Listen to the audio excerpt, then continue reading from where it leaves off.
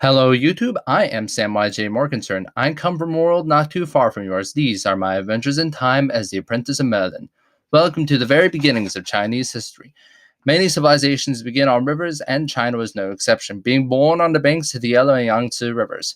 The northern farmlands along the banks of the Yellow River grew wheat and millet and was home to China's first three dynasties, the Xia, Shang, and Zhou. The south historically has had much more water and grew crops like rice to take full advantage of this. Modern humans appeared in China during the Paleolithic Age. The pottery of this period was extremely distinct, covered in geometric shapes. Jade served as valuable jewelry, a preservation technique, and an immortality ingredient. It was viewed as this because it did not degrade. The Xia dynasty is credited in folklore as the first dynasty. To this day, it's hard to say whether it existed at all. That never stopped future Chinese governments from using its story to perpetuate the idea of centralized government in the area. However, the Neolithic Arli-Tull culture that lasted from circa 2000 BCE to 1700 BCE has a history close enough to possibly be the Xia.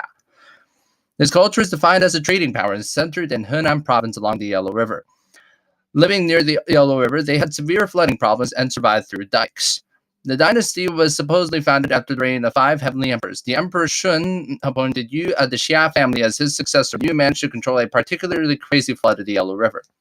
His descendants continued for centuries until an ignoble ruler brought it to ruin, leading to a subordinate creating China's first known dynasty, the Shang. More is known about the Shang dynasty, which lasted from 1600 BCE to 1050 BCE. Their domain controlled parts of Henan, Anhui, Shandong, Hebei, and Shanxi provinces.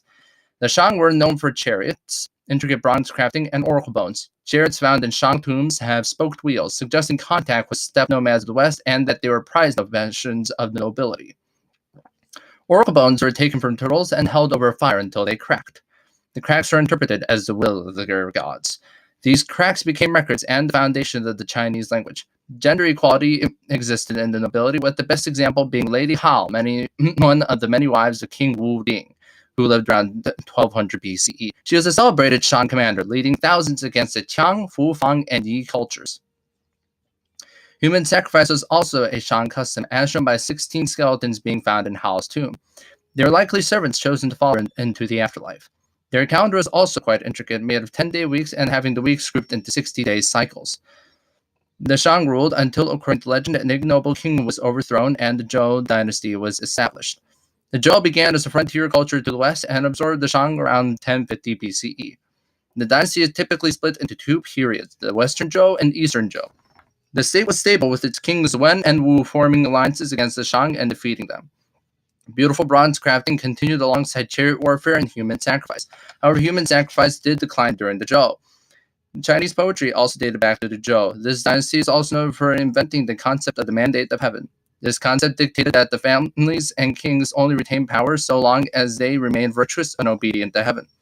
If the king did not do so as commanded, heaven would simply pass the mandate to another family. The Zhou was characterized by indirect rule and rapid expansion.